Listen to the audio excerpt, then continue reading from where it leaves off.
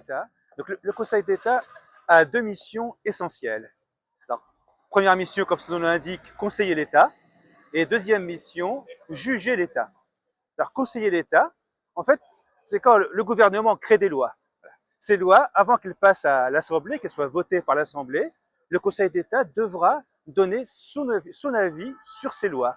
Son avis sur ces lois, qu'est-ce que ça veut dire? C'est-à-dire, bien sûr, c'est pas un avis sur le fond des lois. Est-ce qu'elles sont bonnes, est-ce qu'elles sont mauvaises, est-ce qu'on ne demande pas ça. C'est un avis juridique, savoir si ces lois, est-ce qu'elles respectent la Constitution, les grands textes de la Constitution, les grands textes européens, savoir si elles sont en adéquation avec ces textes, si aussi elles sont bien écrites, si elles sont compréhensibles, si elles pourront être appliquées par la manière dont elles sont rédigées.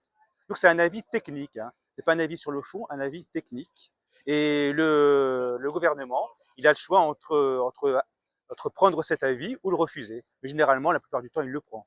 Parce que c'est quand même destiné à améliorer l'écriture de la loi.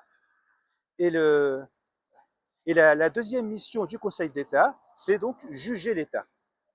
Alors juger l'État, qu'est-ce que ça veut dire en fait?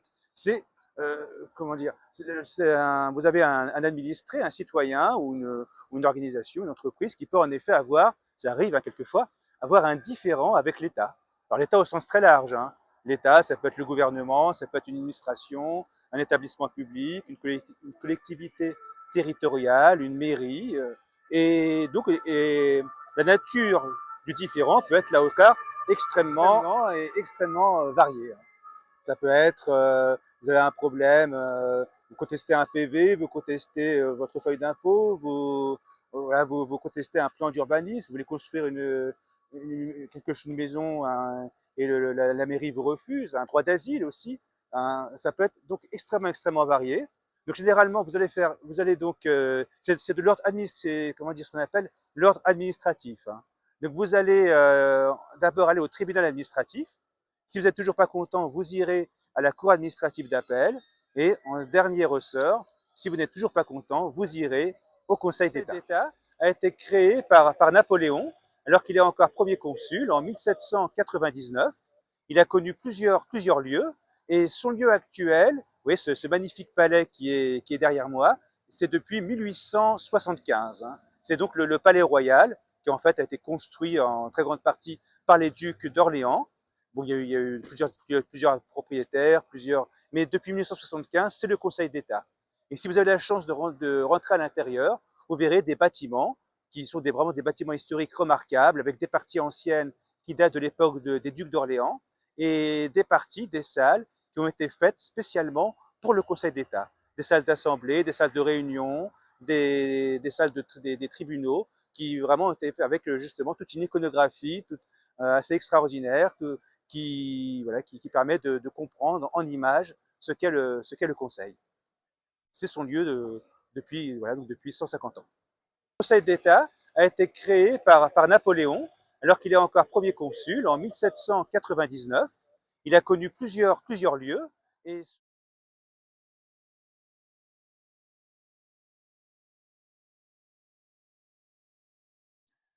Bonjour à toutes et tous.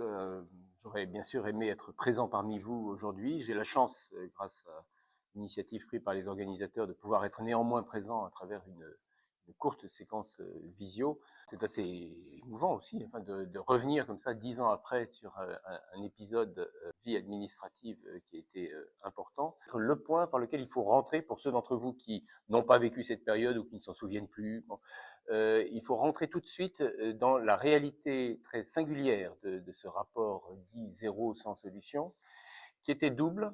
C'était une réalité d'urgence, parce qu'il y avait la montée d'un certain nombre de contestations contentieuses, de situations de jeunes adultes qui ne trouvaient pas de place adaptée à leurs besoins, notamment autour de syndromes dans lesquels ils se mettaient eux-mêmes en danger et mettaient en danger leur famille. Donc une situation d'urgence et en même temps de travail en très grande profondeur, ce qu'on a peut-être un peu oublié, parce que quand on entend parler d'un rapport, on imagine un individu ou quelques individus qui se mettent en chambre, qui rencontrent du monde et qui ensuite rédigent. En l'espèce, c'est un rapport dont l'élaboration a duré presque un an. D'abord, je n'étais pas seul, nous étions 5. Saïd Assef, qui est aujourd'hui directeur général adjoint de solidarité, grand projet dans le département des Landes. Didier Jaffre, qui est actuellement directeur de l'Agence régionale de santé Occitanie. François-Xavier de Brabant, qui est directeur d'un ensemble de structures médico-sociales qui s'appelle l'AED, qui est dans le département de Seine-et-Marne. Et Antoine Perrin, qui vient de prendre sa retraite de directeur de la FEAP. Voilà, je les cite parce que nous étions une équipe de 5 et il faut vraiment n'oublier aucun des 5 et deux, deux groupes de travail de plus d'une trentaine de personnes chacun. Autrement dit, le rapport, c'est pas vraiment un rapport. Ou plus exactement, c'est comment dire, c'est une vision partagée. C'est presque déjà un début de concertation sur non seulement ce qu'on souhaite faire, mais ce à quoi chacun s'engage ou imagine qu'il pourrait contribuer dans ce qu'il va être fait. Parce que les deux groupes de travail rassemblaient aussi bien des administrations, des départements, la CDSA, les administrations centrales, des gestionnaires, des représentants des personnes elles-mêmes. Bref, c'était vraiment un tour de table extrêmement complet. Le rapport, c'est d'abord une vision partagée, c'est pas des projections un peu fantasmées sur un avenir possible, c'est une vision partagée et je dirais une vision déjà présente. On pouvait penser autrement dans 3 directions. D'abord, on pouvait penser autrement l'accompagnement des personnes en situation de handicap, en faisant ce qu'on venait de faire, en faisant au moment où le rapport est sorti, au moment où on allait le mettre en œuvre, ce qu'on venait de faire pour la prestation de compensation du handicap. Une vision par laquelle on partait des besoins de la personne et plutôt que de plaquer tout de suite une prestation standard et en se demandant si la personne en remplissait les conditions, on partait de la personne et l'idée était d'arriver à construire de manière modulaire, de manière combinée, différents éléments répondant le mieux possible à la situation toujours différente. L'essentiel de ce que propose le rapport, c'est précisément de partir des besoins de la personne et de se demander comment l'offre, les différents éléments professionnels, institutionnels qui sont à disposition sur le territoire peuvent s'agréger le mieux possible pour répondre à ces besoins. Autrement dit, on passe d'une logique de place, la place existe et on regarde si la personne peut y rentrer, à une logique, comme on dit aujourd'hui, de réponse ou de solution. J'ai une personne et je vois comment les ressources dont on dispose sur un territoire peuvent s'agencer au mieux pour répondre à son besoin. Vous voyez que cette notion, enfin ce concept consistant à dire on quitte la notion de place pour passer à une logique de réponse, maintenant c'est assez bien entré dans les mœurs, on a vu que à la dernière CNH, Conférence nationale du handicap, le gouvernement s'est engagé à déployer non pas 50 000 places comme on l'aurait dit autrefois, mais 50 000 solutions. Je suis pas sûr qu'on ait vraiment pris la mesure de ce que ça représente. On peut compter 50 personnes qui ont besoin de solutions. Donc ça, 50 personnes qui ont besoin de solutions et qui ont trouvé une solution ou qui ne l'ont pas encore trouvée, ça on peut compter. Et donc le premier pivot fondamental du rapport zéro sans solution, c'est de dire, eh bien, on ne pourra peut-être pas avoir des places pour tout le monde, mais il faut qu'il y ait 0 personne qui n'ait aucune solution. Le deuxième point, qui n'a peut-être pas non plus été complètement exploré, enfin, en tout cas, perçu dans toutes ses dimensions, c'est que donc, le premier point, vous l'avez compris, c'est la dimension modulaire. L'idée, c'est que on part des besoins et on combine le cas échéant, si c'est nécessaire. On est en capacité de combiner plusieurs éléments lorsque ça se justifie ou lorsque les ressources du territoire y conduisent. Le deuxième élément, c'est la dynamique.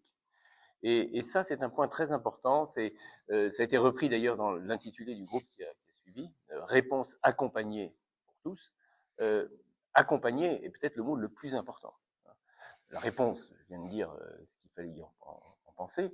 Il faut que cette réponse puisse évoluer. Il faut qu'elle puisse évoluer parce que, a priori, elle ne garantira pas dès le début intégralement la couverture de l'ensemble des besoins. Donc, il faut qu'au fur et à mesure que des capacités nouvelles se matérialisent sur un territoire donné, qu'on peut dégager un peu plus d'offres parce que l'offre est objectivement lacunaire, globalement parlant, eh bien, il faut que on améliore au fur et à mesure la réponse qu'on avait donnée au départ. Donc, zéro sans solution, certes, mais pas une solution qui, une fois qu'elle a été trouvée, ne change plus. Il faut se placer dans une dynamique, dans une capacité d'accompagner à la fois les apports nouveaux qu'on peut trouver sur un territoire, mais aussi les besoins des personnes. La décision d'orientation, au fond, elle devient continue. L'orientation doit être un processus, une réflexion permanente autour d'une personne, avec la personne et avec son entourage. L'orientation est un processus, c'est pas une décision ponctuelle. Troisième point, et ce point-là aussi n'a pas toujours été peut-être pesé avec autant d'intensité que ça aurait dû l'être, c'est l'idée que, au fond, l'apport professionnel, médico-social, il doit se penser dans des logiques de subsidiarité. Et ça, aujourd'hui, c'est quelque chose auquel on est très sensible, mais qui était peut-être un peu plus novateur, anticipateur, il y a 10 ans. Le milieu ordinaire, la vie ordinaire, est en principe ce à quoi nous avons tous droit. Et un travail d'accompagnement à faire, un travail d'accompagnement qui peut aller jusqu'à, dans certains cas, prévoir un accompagnement en milieu protégé, ou un accompagnement en tout ou partie en milieu protégé. Exactement comme dans la logique de la prestation de compensation du handicap, on ajoute ce qui est nécessaire pour rendre possible une interaction sociale la plus ordinaire possible. Donc l'idée profonde du rapport, c'est de dire, au fond, faisons pivoter l'offre médico-sociale. L'offre, elle n'est pas un but en soi. C'est pas notre but n'est pas d'accompagner des personnes. Le but des personnes, c'est de vivre une interaction sociale la plus dense possible, celle qu'ils souhaitent, mais qui est en général la plus dense possible. Nous sommes au service, nous, professionnels, institutions, nous sommes au service de trajectoires qui doivent pouvoir se vivre le plus possible en milieu ordinaire. Le dispositif médico-social, dans la globalité de son offre sur un territoire, c'est un moyen. Voilà. Ce n'est pas un but, c'est un moyen. Et ça n'est même pas un but pour les professionnels qui y travaillent, parce que si ça n'est pas le but pour les personnes accompagnées, ça ne peut pas être non plus le but des professionnels. Alors, au cours de ces 10 années, j'ai observé 3 malentendus sur le contenu de ce rapport, ou 3 malentendus sur ce qu'il avait voulu dire. Et ces 3 malentendus portent d'une part sur le fait que au fond, c'est un rapport qui, parce qu'il était parti de certaines situations un peu extraordinaires, n'était là que pour apporter des réponses à ces situations un peu extraordinaires. Le deuxième, je vais y revenir, le deuxième, c'est que c'était un rapport qui était là pour gérer la pénurie, au fond, qui était un bon argument pour ceux qui disaient qu'on pouvait faire avec ce qu'on avait sans être obligé de rajouter des moyens. Et le troisième malentendu, c'est un rapport désinstitutionnaliste qui est contre l'institution médico-sociale. Alors, derrière un malentendu, il y a toujours un peu de vrai. Hein. Donc, je ne dis pas que ces malentendus n'avaient pas une petite accroche. C'est vrai qu'on était parti, je reviens sur le premier, sur des situations un peu extraordinaires, notamment des syndromes de Prader-Willi, qui ne sont pas les plus fréquents dans la population des personnes en situation de handicap, et que, voilà, on était appelé à expliquer comment est-ce que, face à des situations que le système médico-social ne sait pas gérer, on peut apporter une réponse quand même.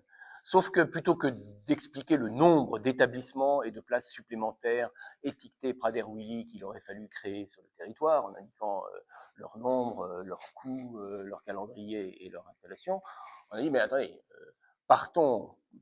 posons-nous la question de savoir comment il se fait que le système tel qu'il est aujourd'hui n'est pas capable d'apporter au moins une solution, pas peut-être la meilleure tout de suite, mais au moins une solution. Et est-ce qu'il n'y a pas, dans le fait que ces situations surgissent, la trace de ce que notre système fonctionne mal? Et dans ces conditions, attaquons-nous plutôt aux racines du système.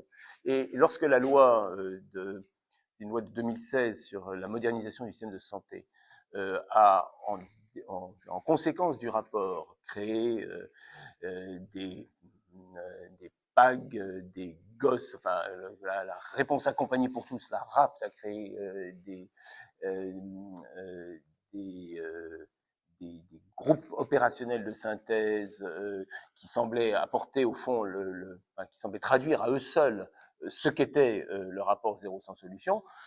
J'en ai un peu souffert parce que certes, voilà, des programmes globaux, des PAG répondent effectivement à cette finalité, mais l'idée était que, au fond, tout accompagnement de toute personne en situation de handicap devait rentrer dans une logique inverse qui ne consistait non plus à se demander vers quel type d'établissement on allait la diriger. Autrement dit, comme si partant du sommet du parapluie, on expédiait à l'extrémité d'une des baleines du parapluie la personne en ayant trouvé le bon point d'atterrissage. Mais se demander comment la totalité des établissements pouvait, pour chaque personne, converger vers elle en apportant l'élément dont elle avait besoin. Donc c'était un renversement des baleines du parapluie, si vous voulez, en quelque sorte. C'est quand ça consistait à dire, mais il ne s'agit plus d'orienter une personne dans un environnement, une offre qui est ce qu'elle est, il s'agit d'orienter l'offre vers les personnes. Et ça, c'est ce changement de logique, cette capacité à penser une offre qui se pense, qui se veut tourner vers les besoins d'une personne, ça évidemment, ça n'avait aucune raison d'être limité aux situations les plus complexes. C'était indispensable dans les situations complexes, mais c'était un changement de logique qui devait s'attacher à tout.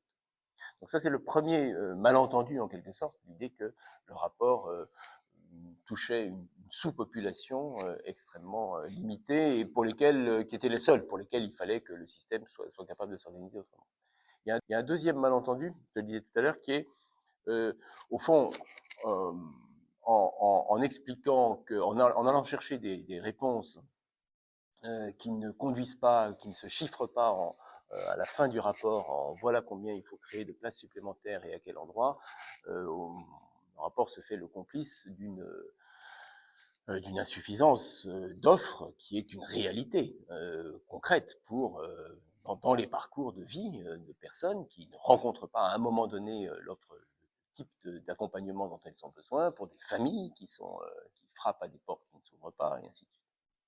Et là, je crois que c'est une lecture qui est là encore assez biaisée, parce que l'idée, effectivement, c'était de se dire zéro sans solution, vraiment zéro. C'est-à-dire, il n'est pas possible que nous soyons dans un système du tout ou rien. J'ai une place ou je n'ai pas de place. Quelle que soit la densité d'offres sur un territoire, il doit toujours y avoir une réponse. Voilà. Pour autant, la réponse, je le disais tout à l'heure, elle doit être accompagnée. Autrement dit, on ne peut pas se satisfaire d'une réponse ou d'une solution qui ne couvre pas la totalité des besoins. Mais pensons les besoins supplémentaires, non pas en nombre, en ouverture de places qui seraient des réponses globales, qui apporteraient d'un seul coup tout à une personne au moment où elle en a besoin. Pensons, le cas échéant, sur certains territoires, des offres interstitielles, des établissements au service d'autres établissements, des établissements capables d'intervenir hors de leurs murs pour venir densifier une offre et permettre à une structure, une institution, un service à domicile de prendre en charge ou d'accompagner des personnes qui sont plus lourdes que celles dont il a l'habitude d'assurer l'accompagnement, et ainsi de suite. Autrement dit, pensons les offres nouvelles dont nous avons besoin en fonction d'une organisation radicalement différente. Et puis alors le troisième point, et ça je crois qu'il est assez important et sensible, parce que c'est un débat récurrent, ça a été de se dire au fond c'est un rapport qui veut désinstitutionnaliser, hein, qui fragmente les institutions, qui oublie tout ce que la place peut avoir de sécurisant pour la personne, pour les familles, pour les professionnels qui y travaillent, et donc qui tourne le dos un peu vite à, à tout ce que représente aujourd'hui comme sécurité, comme capacité à rassembler aussi sur une équipe de professionnels cohérente, ayant un projet, une place en institution. Et je crois que cette vision, là encore, était un peu biaisée dans la mesure où la désinstitutionnalisation que constatait le rapport, puisqu'il y appelait, c'est celle des personnes. C'est le fait que la vie en institution ne peut plus, pour une personne donnée, être l'alpha, l'oméga, le désir durable de tout son parcours de vie. La plupart des personnes vivent et souhaitent vivre des trajectoires professionnelles, éducatives, sociales, beaucoup plus fragmentées, avoir accès autant qu'elles le peuvent à des services de droit commun, que ce soit dans le domaine associatif, sportif, citoyen, professionnel, enfin scolaire bien sûr. Bref, les vies sont de plus en plus fragmentées et ont vocation à l'être. Et donc la désinstitutionnalisation pour les personnes. Mais ce qui n'a pas été vu et que, heureusement, d'autres rapports et d'autres études ont permis de bien mettre en évidence ensuite, c'est que plus les parcours sont fragmentés, plus les parcours alternent des prises en charge institutionnelles en milieu protégé et des prises en charge, des accompagnements ou des présences en milieu ordinaire, et plus il faut qu'il y ait autour de la personne un collectif de professionnels structurés, compétent, pluridisciplinaire, ayant lui-même un projet, autrement dit, une institution. Euh, Plus de désinstitutionnalisation pour les personnes, c'est presque plus d'institutionnalisation pour les professionnels. Il faut des équipes très cohérentes pour accompagner des parcours qui sont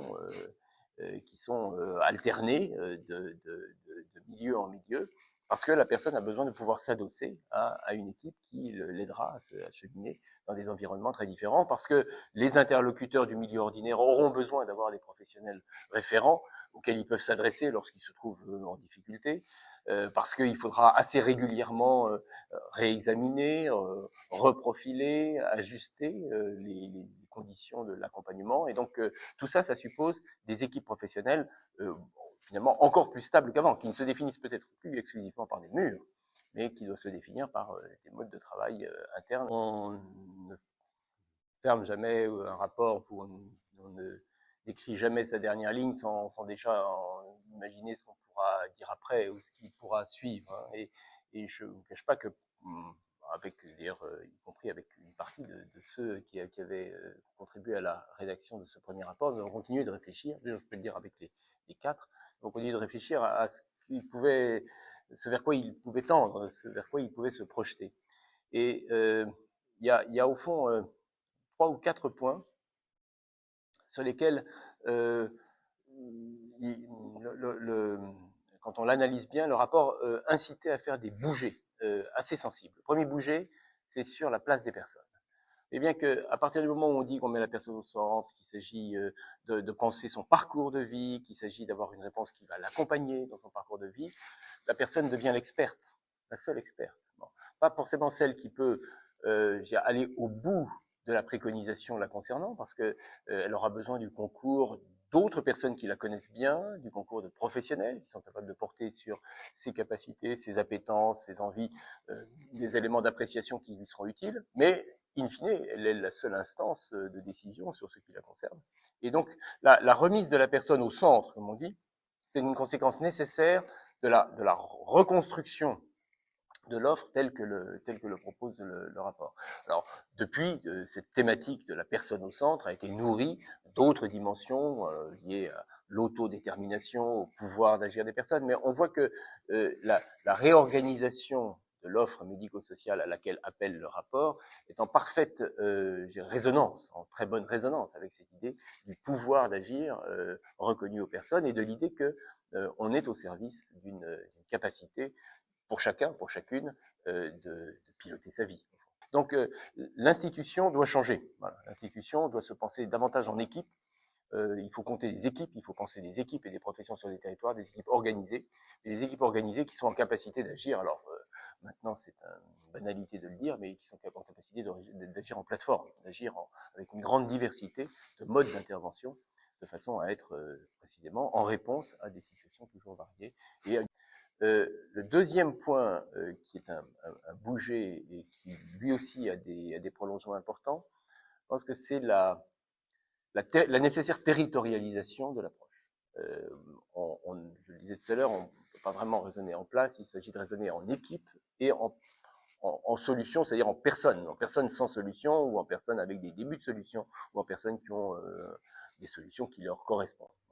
Et donc ça, c'est une approche nécessairement territoriale. Je vais illustrer d'un point qui n'a peut-être pas été souvent assez repris, c'est que le rapport en tirait comme conséquence que les listes d'attente, les files d'attente des différents établissements n'avaient plus aucune raison d'être. Vous voyez bien que lorsque l'enjeu pour une structure, c'est d'apporter un concours sur un territoire aux personnes qui peuvent avoir besoin de tout ou partie de son offre, de ses capacités à faire, à temps partiel ou à temps plein, il n'y a pas une liste d'attente devant chaque établissement. La liste d'attente devant chaque établissement, c'est lorsqu'il s'agit simplement de rentrer pour avoir une place. Lorsque l'offre s'organise pour être pertinente collectivement, tous ensemble, sur un territoire, pour apporter les meilleures solutions possibles, la liste d'attente, elle est sur le territoire. Il s'agit pour les personnes d'un même territoire d'être en permanence accompagnées dans où est-ce qu'elles en sont de la solution qui leur est proposée et donc la notion même de file d'attente ou de liste d'attente devant un établissement, nous le proposions d'ailleurs dans le rapport, aurait dû être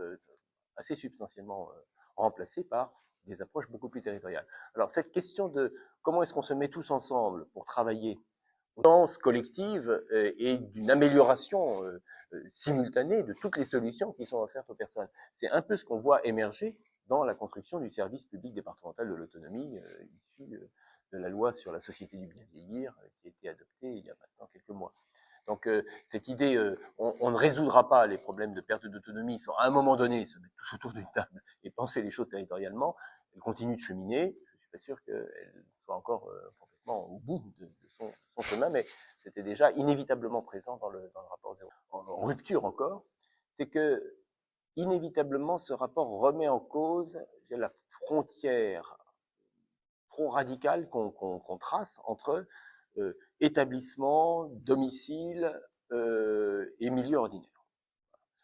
Il faut pas, aujourd'hui, on pense encore trop l'environnement de vie des personnes comme relevant soit du milieu ordinaire quand on n'a pas besoin d'être accompagné, soit d'un milieu ordinaire avec des services à domicile, soit d'une vie institutionnelle. S'il n'y a que le champ médico-social qui pivote sans que la société qui l'environne pivote elle aussi, on n'ira pas très loin. Bon. Donc, le milieu ordinaire doit se transformer. Le fait que le milieu ordinaire, la transformation du milieu ordinaire, la transformation d'accessibilité du milieu ordinaire est une condition de la réussite de la transformation de l'offre médico-sociale.